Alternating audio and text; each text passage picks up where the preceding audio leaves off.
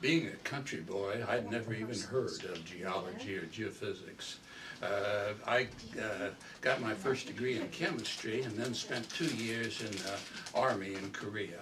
And I had lived there under fairly primitive conditions for 2 years. So when I came back from Korea as a disabled veteran, I went to school and found that at university I had a hard time adjusting to being in a chemistry laboratory in the summertime in Nebraska. I felt closed in.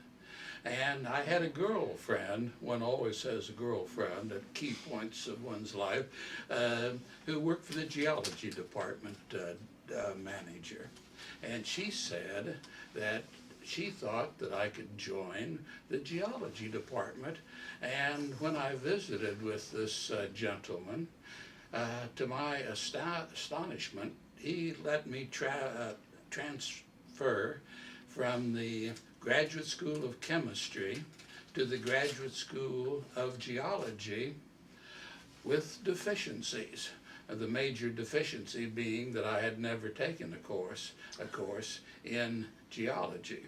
So I took all my courses in parallel, Geology 1 and the graduate courses, nothing but geology and I think 2 physics classes for the next 4 years. And I found I really liked that blend of the hard sciences with the more imaginative part of it. And I've never regretted it. I was kind of pretty hardened to being out of doors, both as a country boy and 2 years in Korea and the Philippines, living in a jungle hammock. So out of doors and walking around was not a big deal for me. But so I would not say that the field trip per se was an awakening. It was more the immensity of geology. Mathematics has finite parts to it. Whoever gets to the end of geology, in fact, as you caught us when you came in today, who gets to the end of a geologic discussion except breaks for dinner time? I was on my way to a PhD in theoretical igneous petrology. I had a universal stage. From my chemistry background, I was much more into igneous, and I had only part of one course in anything to do with petroleum geology. But I was married, we had a child coming along, and I realized that I was going to have to get a job, and very few people are interested in a theoretical igneous petrologist, and Shell, to my astonishment, didn't care. They just hired me.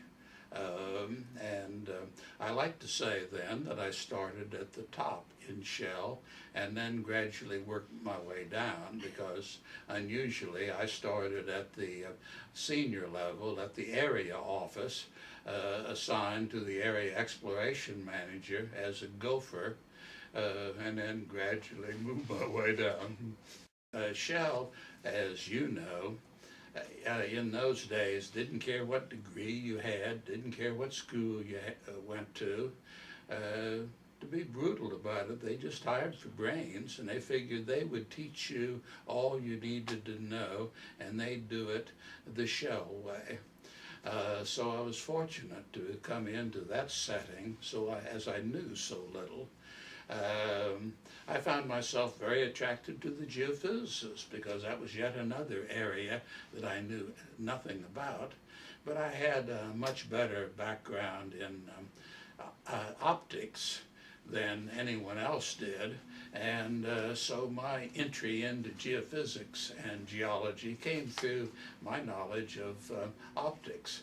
And I found that, in fact, one of the early experiences I had was we had one of the very first lasers, commercial lasers, and An older geophysicist had the idea that we might be able to do data processing with lasers, with coherent light. And though I only had 6 months or so with the company, he knew that I had a physics and optics background. So for about 6 months, I got to work with a geophysicist in doing optical data processing to try to do things like filter out 60 cycle data out of analog data. Very easy to do with optical filtering. And just about the time that I thought I was going to be a young genius in the geophysical department, why, we smartly moved to digital data processing instead of analog, so I moved away from that.